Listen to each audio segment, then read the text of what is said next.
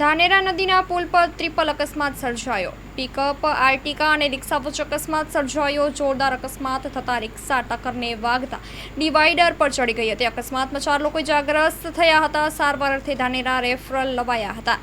હાથ પગ અને માથામાં ઇજાગ્રસ્ત હોવાથી વધુ સારવાર અર્થે રિફર કરવામાં આવ્યા હતા। ધાનેરા પોલીસ ઘટના સ્થળે પહોંચી ટ્રાફિક દૂર કર્યો છે। પુલની બાજુમાં જૂનો રસ્તો ચાલુ કરવાની સતત માંગ છતાં તંત્ર નિંદ્રામાં જોવા મળી રહ્યું છે। Story report by Jora Solanki.